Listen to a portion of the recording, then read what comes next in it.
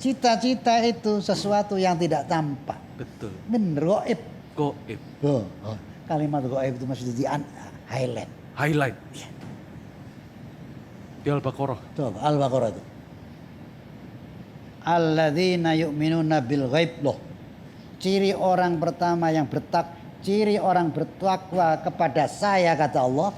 Nomor satu adalah alladzina yu'minuna bil ghaib, iman kepada yang gaib. Bayangin Mas. Cita-cita itu sesuatu yang tidak tampak, gaib. Coba bayangin. Harus diimani. Tuh, lihat.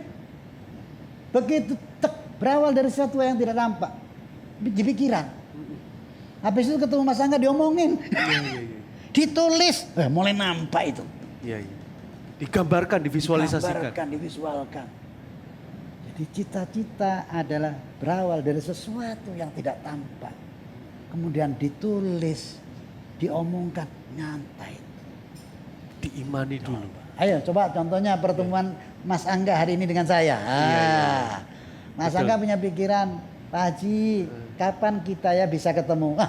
Berawal dari pikiran Mas Angga itu.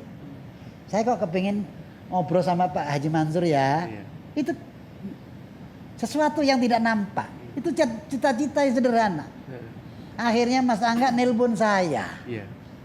Akhirnya range waktu. Hari ini ketemu Mas. Masya Allah. Itu dari sesuatu yang tidak tampak itu. Harus menulis cita-cita itu. Wajib. Gaib. Nah itu gaib itu. Gaib, bayangin. Makanya ciri orang bertakwa kepada Allah nomor satu, iman kepadanya gaib. Gaib. Saya kadang-kadang sederhana, apa sih gaib sama gaib itu Mas? Kelihatannya nggak kelihatan itu. Kamu bersedekah, saya balas 700 kali.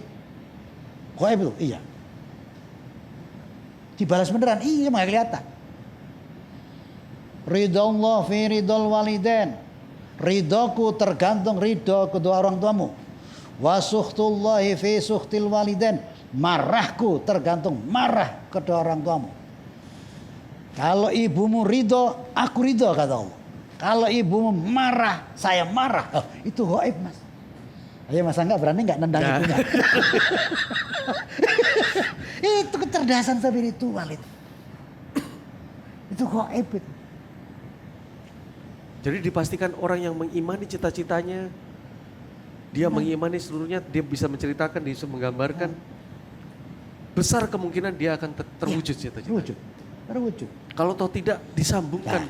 Diulang lagi. Diulang lagi. Berarti ada sesuatu yang keliru dia. Diulang lagi. Diulang lagi. Tingkat keyakinannya tergantung dari situ. Makin yakin makin insya Allah Diulang makin cepat. berkali-kali itu berapa? Cuma kan makanya dalam Al-Quran itu bilang. Surat Al-Insyirah itu. Inna ma'al usri yusra. Bersama kesulitan terdapat kemudahan. 2 kali loh Mas Angga Allah bilang itu. Fa inna ma'al usri yusra. Jadi ketika kita mengalami kesulitan, jangan putus asa. Allah bilang itu bersama, bukan setelah susah, bukan. Bersama. Bersama-sama kesulitan. Guru saya mengibaratkan tuh, itu apa namanya? Ulat jadi kepompong toh. Yeah. Nah jadi kepompong. Setelah kepompong jadi kupu-kupu toh. Yeah. Nah, ketika jadi kepompong itu, ulat menjadi kupu-kupu prosesnya seset. Iya. Wih, itu susah, muter. Nah, percobaan ya sudah kalau itu kasihan ini kepompong, akhirnya disesar, digunting, lek itu kupu-kupu jatuh Mas, bukan terbang. Tidak bisa terbang. Tidak bisa terbang. Rupanya Allah ketika dia suruh set itu menaruh zat kekuatan itu. Zat bro, bisa saja berapa jam dia seng. Bisa sehari. Coba dilakukan belajar. Begitu sampai terbang dia. Biarkan itu jangan disesar. Nah, begitu juga pengusaha. Yang hari ini kok susah saya terusin berulang-ulang. Jangan potong kepompongnya. Potong kepompong tadi itu. Itu nanti apa ya? Apa itu? Akan indah pada hasil. Iya. Kembali lagi Bapak. Sebetulnya buku ini apa, Pak? Iya. Iya kan berkaitan dengan cita-cita tadi. Betul. Sudah Oh. dituliskan, Oh, benar. rinci, Iya, iya. minta sama Gusti Allah. Iya, iya, iya. Iya kan? Terus dibayangkan. Iya, iya, iya. Kenapa harus dibayangkan, Pak? Iya. Terus gimana itu, Pak, ceritanya? Jadi sebelum ke situ Mas Angga, J. buku itu adalah rangkaian perjalanan saya. J. Ketika nggak punya mentor, mentok kanan kiri, mentok bangkrut, bangkit lagi, bangkrut itu. Oh ternyata seorang pemula, bahkan yang sudah stabil pun perlu itu.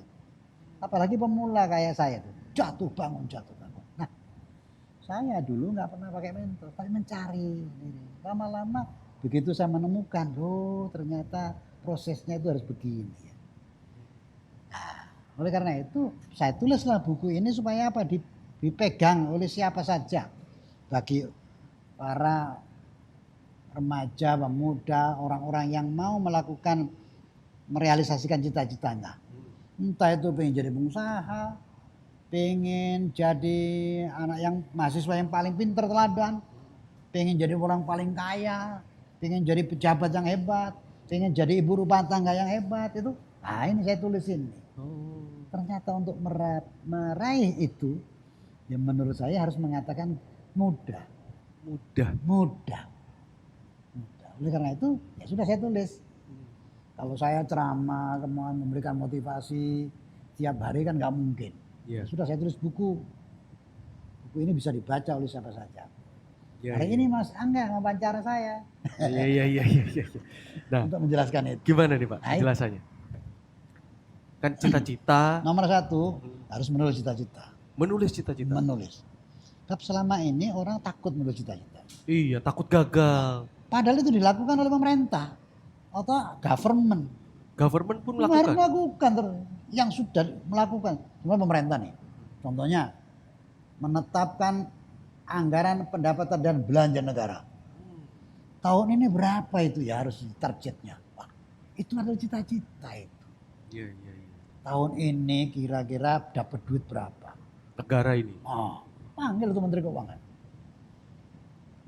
Berapa potensi pajak, berapa potensi non pajak, berapa sumbangan BUMN dan pendapatan itu. Tetapkanlah perancangan 2.500 triliun. Nah, R itu Pak, rancangan pendapatan.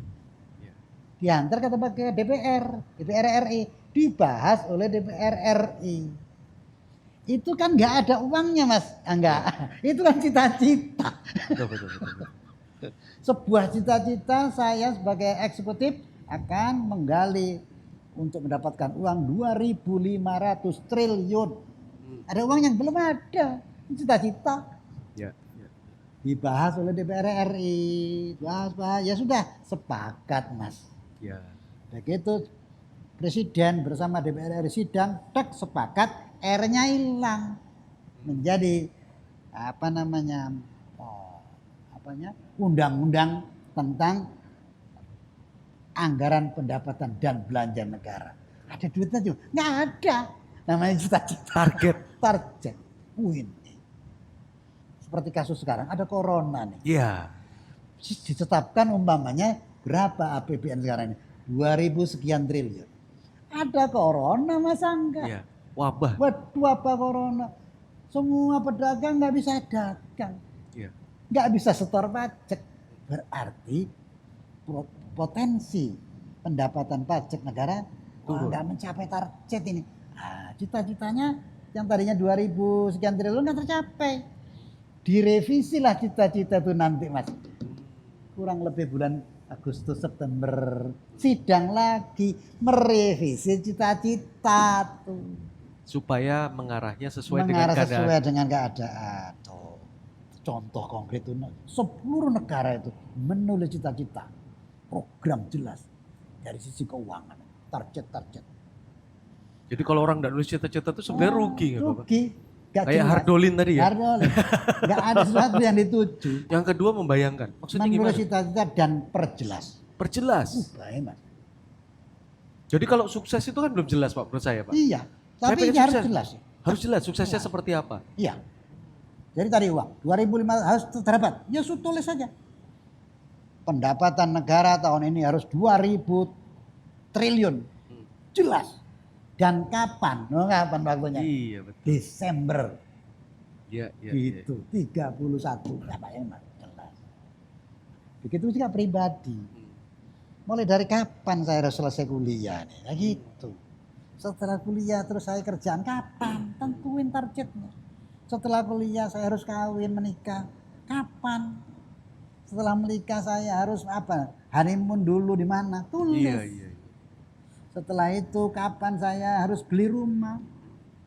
Itu ditulis. Nah, di dalam buku itu saya kasih contoh konkret itu. Betul. Di Tentang sini ada seorang pelajar. cara menulisnya. Nah, seorang pelajar menulis cita-cita. Iya betul. Itu. Ini ya.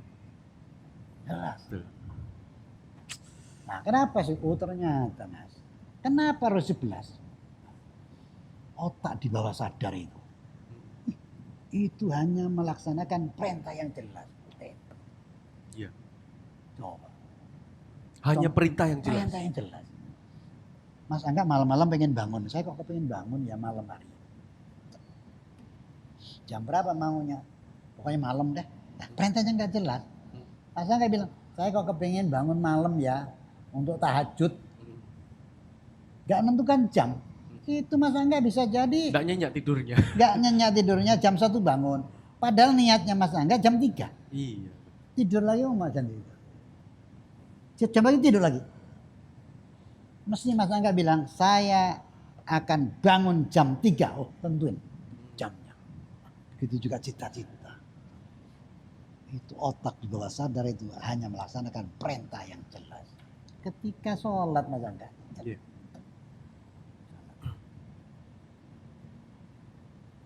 Sholat itu diantaranya yang wajib, yang rukun harus dibaca adalah surat Al-Fatihah. Coba dalam surat Al-Fatihah itu. Alhamdulillahirabbil alamin. Segala puji kami haturkan kepadamu ya Allah, pemelihara seluruh alam. Mulai dari alam arwah, alam rahim, alam dunia, alam kubur sampai alam akhirat. Ar-Rahmanir Rahim, Engkau Maha Pengasih. Maliki Yaumiddin, Engkau yang merajai pada hari kiamat. Iyyaka na'budu wa iyyaka nasta'in. Hanya kepadamu ya Allah saya menyembah. Dan hanya kepadamu ya Allah saya mohon pertolongan. Tuh. Baru ngomong, minta tolong apa kamu kepada saya? Seakan-akan Allah bilang begitu. Itu kan dialog. Ihdinas siratal mustaqim. Tunjukkanlah kepada kami ya Allah jalan yang lurus tuh. Diterusin masa enggak? Jalan yang lurus kayak apa? Siratal ladzina an'am. Seperti jalannya orang-orang yang telah kau beri nikmat. Jelas. Minta petunjuk seperti apa? Seperti jalannya orang-orang yang telah kau beri nikmat. Bukan jalannya orang-orang yang kau murkai. Jelas. Iya ya. Saya kepingin jadi orang kaya, pengusaha. Seperti apa? Seperti Mas Angga sebut nama. Oh, contoh. Seperti siapa? Oh, Iya. contoh kamu. Jadi bisa membayangkan. Membayangkan. Oh iya ya. Minta itu Allah yang ngajarin supaya jelas. Seperti jalannya orang-orang. Itu kan jelas Mas. Ada di tahiyat. At-tahiyatul mubarakatus shalawatut thayyibatu lillah. Mas Angga pernah ketemu Haji Mansur toh? Siap. Kalau Mas Angga ketemu saya, apa pertama kali Mas Angga salamnya? Assalamualaikum. Saya ketemu Mas Angga, Assalamualaikum. Insya Allah salaman.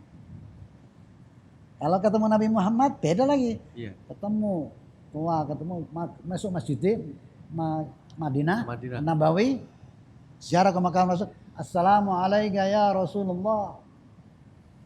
Kalau ketemu Allah salamnya gimana Mas? Assalamualaikum ya Allah. Mudah-mudahan engkau selamat ya Allah. Loh, Allah kok didoain selamat? Oh. Betul.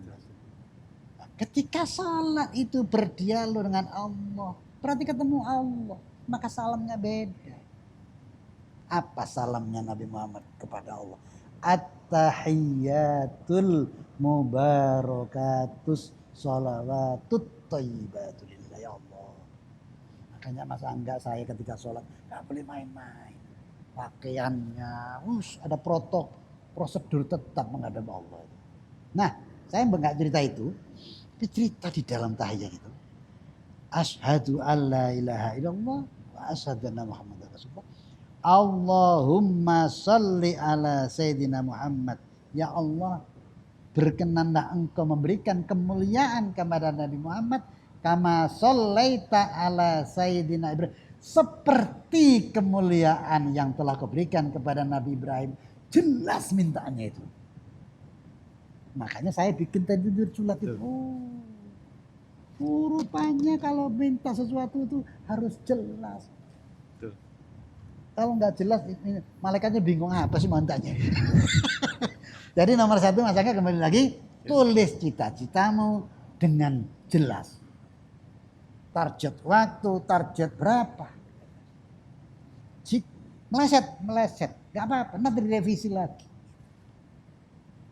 Itu kecerdasan Spiritual. Nomor 2, setelah nulis, membayangkan. Bayangin Mas, seakan-akan itu sudah terwujud. Dia caranya gampang, pejamkan matanya. Ya, sambil senyum itu, seakan-akan terwujud. Kalau membayangkan yang enak-enak.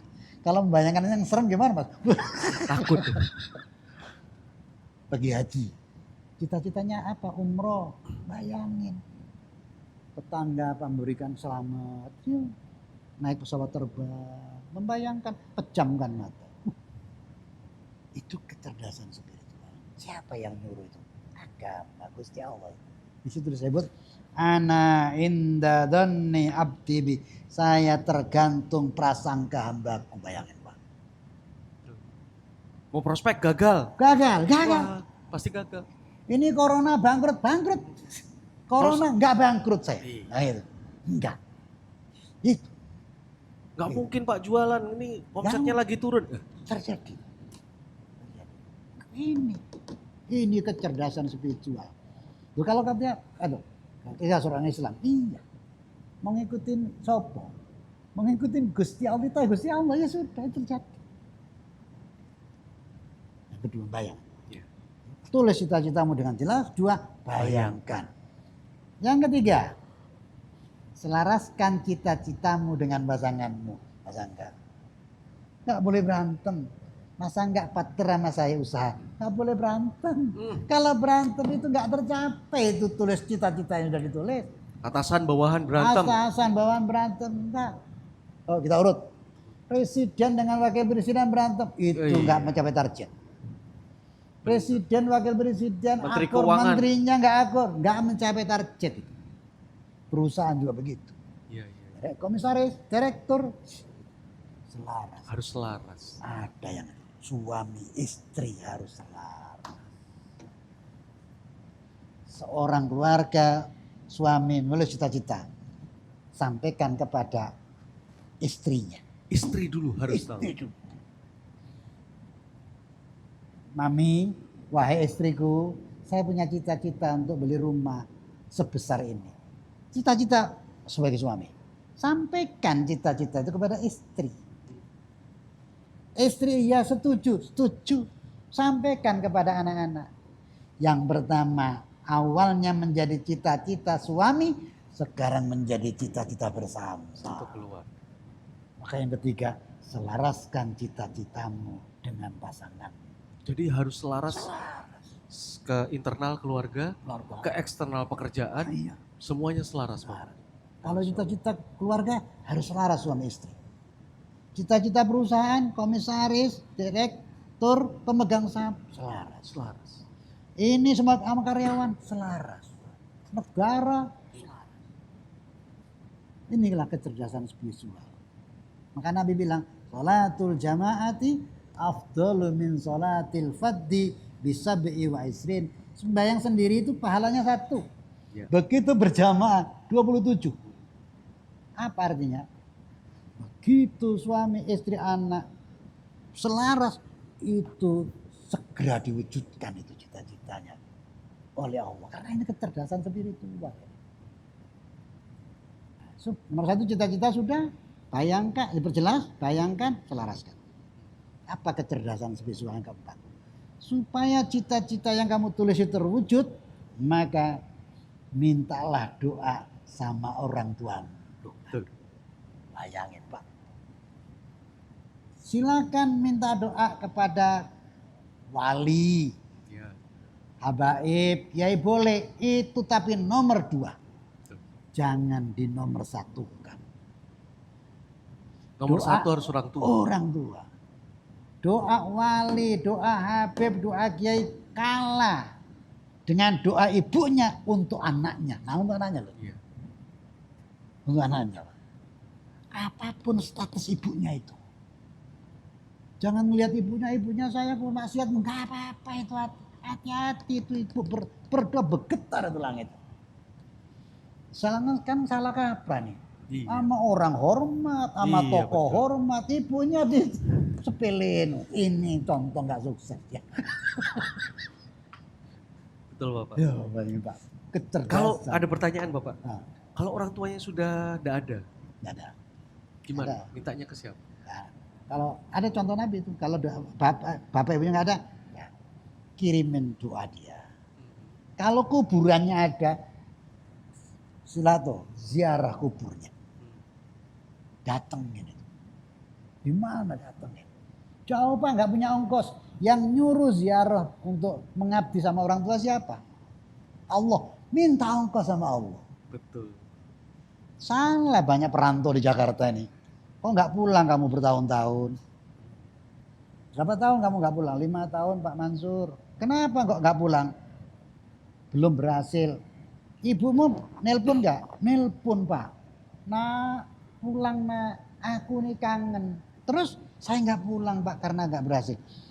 Karena kamu tidak memenuhi panggilan ibumu, Makanya nggak kamu berhasil. nggak berhasil. Oh gitu, iya. Jadi yang keempat tadi, mintalah doa sama orang tua. Kata siapa? Kata Allah langsung, bayangin Mas. Ridhollah fi ridhol walidain, wasuhtullahi fi suhtil walidain. Ridhoku tergantung ridho kedua orang tuamu. Dan marahku tergantung marahku. Masya Allah Mas. Kelima. Pantaskan dirimu terhadap cita-cita yang sudah kamu tulis. Sudah nih. Ya. Apa pantasnya? Pengen apa sih? Gitu. Pengen meraih omset besar. Ya pantasnya lebih aktif. Apa? Silaturahmi nawar-nawarin barang. Oh lagi PSBB Pak. Ya sudah mewakili medsos. Ya. Yang penting usaha. Usaha. Yang dinilai oleh Allah tuh usahanya. Yang menentukan hasil Allah. Ini namanya memantaskan dirimu terhadap cita-cita yang kamu tulis. Yang tadinya nggak bangun pagi, semangat pagi, lebih rajin. Ini sudah tugasnya itu memang. Ini enggak cita-cita aja gesif, malas. Enggak. Akhirnya Allah Ngeluh. cita-citanya Iya. pantaskan dirimu terhadap dia. Sehingga Allah bilang apa? Memang kamu memang pantas. Saya wujudkan cita-citamu karena begitu hebat kamu rajinnya. Coba. Dan sebaliknya, nggak pantas kamu saya wujudkan karena kamu malas. Baru kena COVID-19 aja sudah ngeluh. Betul. Memang nggak pantas. Padahal kamu COVID ini bisa jadi cuma sebulan, bisa 2 bulan, 3 bulan. Terus sabar aja. Jangan marah, jangan mengeluh. Nyerah Pakai malah. medsos terus. Iya, Itu begitu selesai. Teng. Itu namanya memantaskan diri terhadap cita-cita yang sudah ditulis. Kecerdasan spiritual ke-6. Apa? Pantaskan dirimu terhadap Allah. Yang mewujudkan cita-cita siapa sih? Allah. Yang ibu kamu berdoa kepada siapa? Allah. Oh, pantaskan dirimu di hadapan Allah. Apa itu? Yang bisa wujudkan Allah ya sudah. Begitu azan berhenti dong. Iya. Jangan Sholat. wawancara terus begini. Iya. Tadi sudah berhenti, Pak. Berhenti tadi berhenti. Klik, memantaskan diri kepada Allah. Coba ini cerdas. Allahu Akbar. Dipanggil Nah, soalnya. yang Kristen ke gereja. Gitu bayangin. Bayangin. Itu memantaskan diri. Yang Allah yang wujud iya. Ini sudah adzan, sudah dipanggil, enggak budek namanya. Padahal dia yang wujud. Ya, selesai. Yang ke-7, keluarkan derma. Infak sedekah.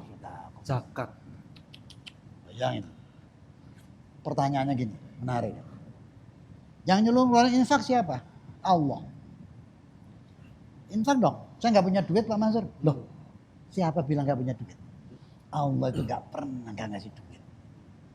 Ngasih terus. Ada kalanya 5.000 sehari, ada 10.000, ada yang juta. Ada yang miliar. Saya pernah nanya tuh sama miskin-miskin orang. Ibu miskin, iya. Buktinya ibu miskin apa? Ini saya punya kartu Pak. Kartu apa itu? Dari pemerintah itu. Oh iya, makanya dikasih kartu. Saya tanya, ibu miskin, kategori miskin. Pernahkah ibu tidak pernah pegang uang selama berhari-hari? Enggak Pak. Pegang. Berapa Bu?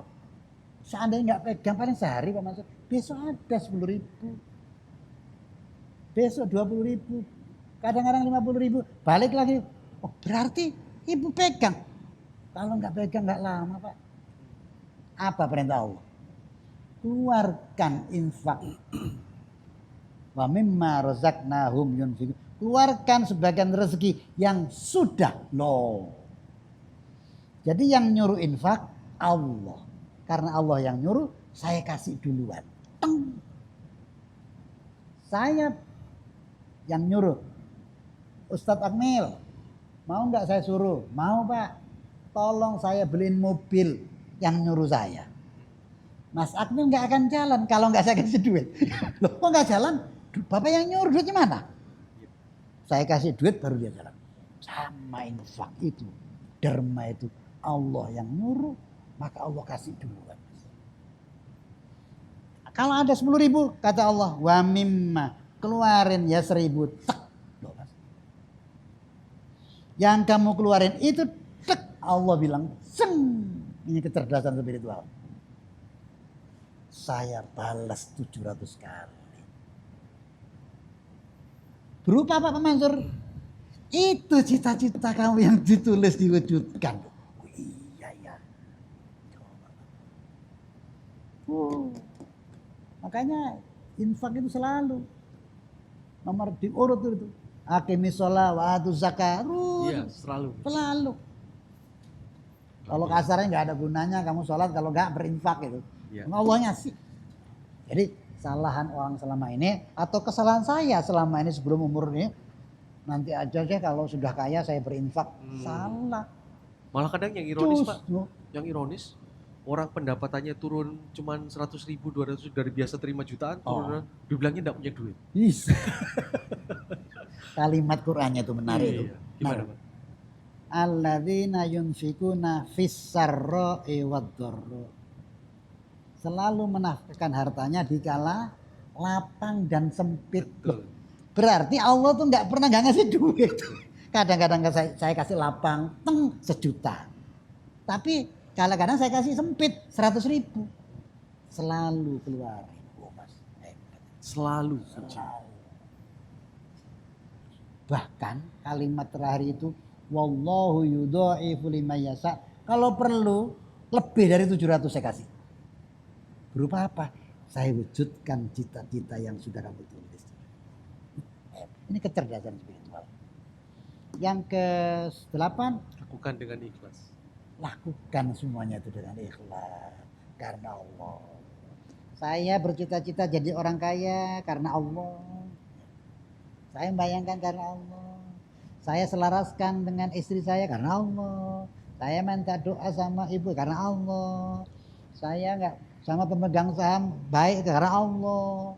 Saya sholat karena Allah. Saya berinfak karena Allah. Lakukan ikhlas. Ikhlas itu komposisinya ada 5. 1, bersyukur. Jika cita-citanya terwujud, bersyukurlah kepada Allah. Itu ikhlas namanya. Jika meleset tidak terwujud, sabar. Sabar, jangan-jangan. Waduh, meleset saya ini. Mana itu nggak jelas teori ini loh. Jangan-jangan melesetnya cuma 2 hari loh. Kita nggak tahu itu rahasia. Maka ketika cita-citanya terwujud, bersyukur. Rumusnya apa? Jika kamu bersyukur, saya tambahi kata Allah tambahin. Hebat. Ikhlas tuh. Kedua, kalau tidak terwujud, sabar. Sabar ya. Sabar aja nggak cukup. Disebut wasta'inu bis sabri wassalah. Hendaklah kalau belum terwujud, kamu sabar dan sholat, Mas. Betul. Sabar saja nggak cukup. Sabar tapi nggak sholat. Bisa jadi 100 setahun baru ada jalan keluar. Tapi sabar dan sholat bisa saja seminggu ada jalan keluar. 2 itu. Terus fokus. Jangan putus asa. Ulangi lagi. Fokus itu apa? Terus. Cita-citanya apa? Ya sudah. Bisa jadi kita punya cita-cita 3 nggak masalah. Tapi fokus terhadap 3 itu. 5 boleh. Mas Angga punya perusahaan 10 boleh. Itu cita-cita itu fokus terhadap itu.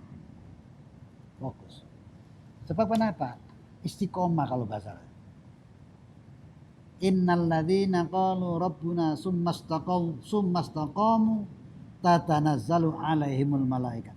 Orang kalau fokus, Mas, jangan takut. Malaikat akan menyertai, bayangin, Mas.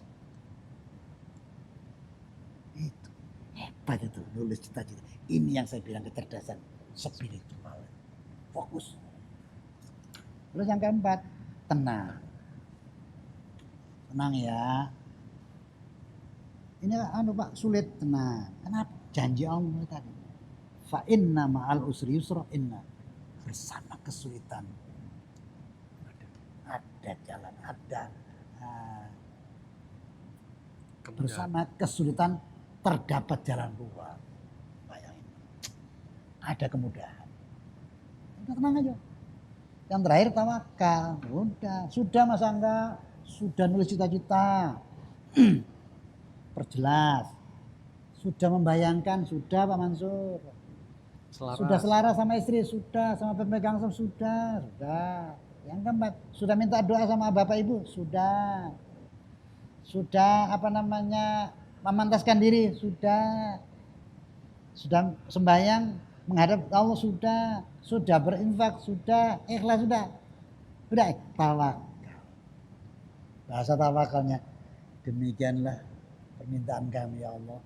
Namun apapun keputusan yang kau berikan kepada saya terima ya Allah. Tawakal. Udah. Namanya ikhlas. Ikhlas tadi unsurnya ada 5. 1, syukur, sabar, fokus, tenang dan tawakal. Yang ke-9 adalah? Yang ke-9, yakin. Yakin. Penting keyakinan, Mas Angga. Saya punya cita-cita, nggak yakin, nggak ada gunanya. Nggak dikasih sama Allah, nggak percaya sama Allah, ya sudah nggak yakin, ngapain? Iya betul. Makanya disebut sini, malam ya'taqid lam yantafi. Kalau nggak yakin nggak ada gunanya. Betul. Itu kan ngomong kecerdasan spiritual. Siapa yang suruh nyulis cita-cita ya? Gusti Allah. Yang suruh bayangin Allah. Yang suruh selaras jangan berantem Allah. Yang nyuruh minta doa sama orang tua Allah. Yang suruh memantaskan diri Allah. Allah bilang, la yughayyiru ma biqaumin hatta yughayyiru ma bi anfusihim. Tidak akan aku rubah nasibmu kecuali kamu turut serta merubah. Duh, bayangin Pak. Itu memantaskan diri tuh. Pengen ini kok lemas, tidak akan rubah. Tidak akan aku ubah nasibmu. Kamu kecuali kamu turut serta merubah. Walaupun aku juga yang merubah, tapi aku nunggu. Kamu turut enggak sih? Itu kayak kita ngeliat orang malas, Pak ya. Gak seneng. Terus mantaskan diri di hadapan Allah sudah. sudah berinfak. Gak yakin gak ada gunanya. Iya. Buat apa? Nah, itu nomor 9. Yakin. Yakin. Maka di ini saya bilang masa nggak ngomong 9 kali. Yakin. Betul. Yakin. Itu penting. Kalau nggak yakin nggak ada gunanya.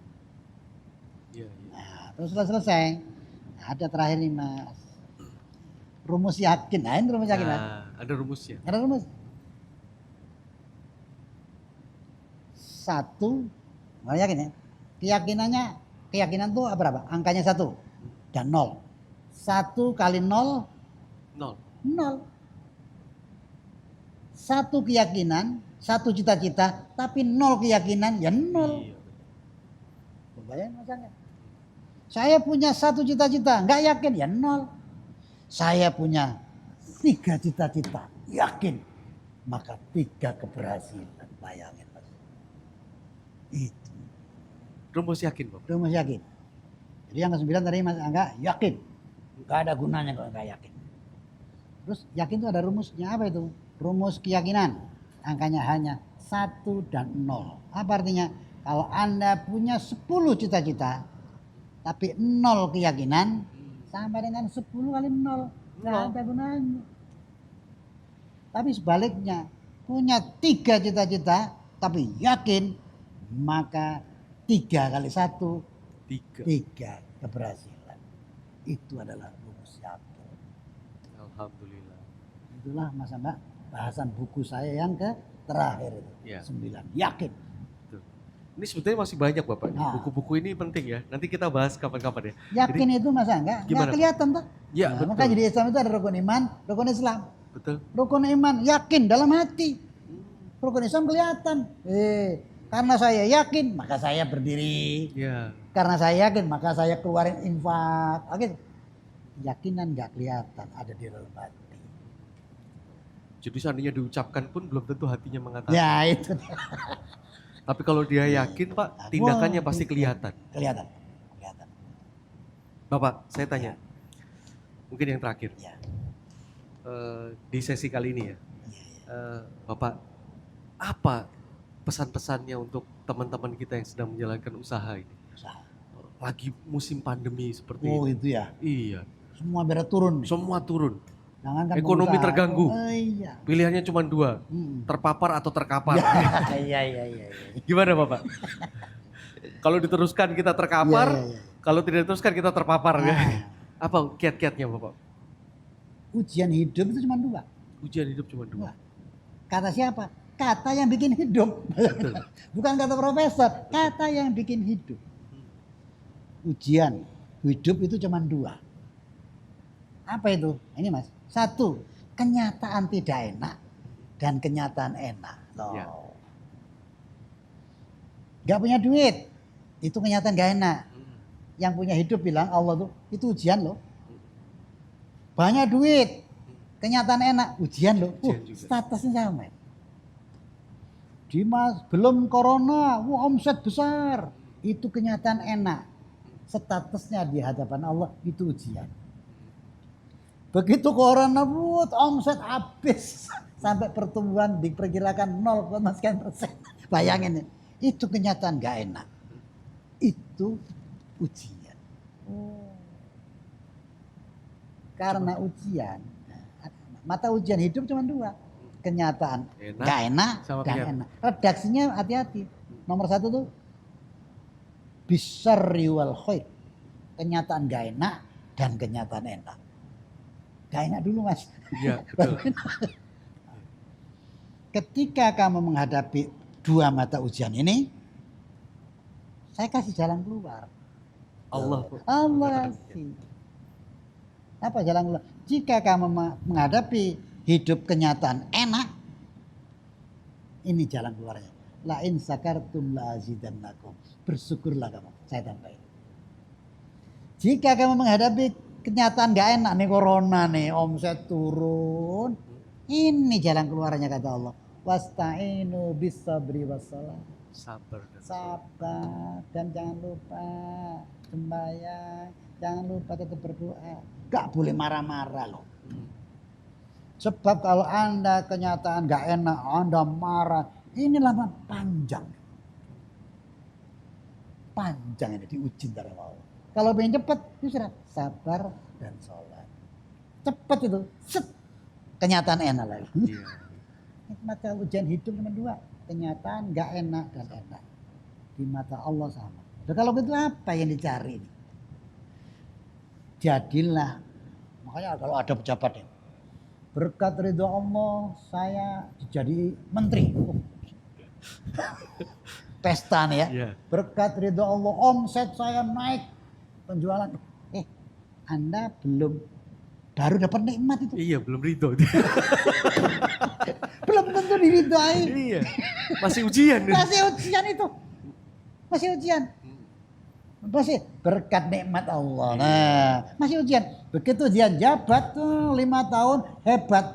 Mungkin ridho Allah turun. Iya, betul. Tapi kalau menjabat 3 tahun, ketangkep KPK.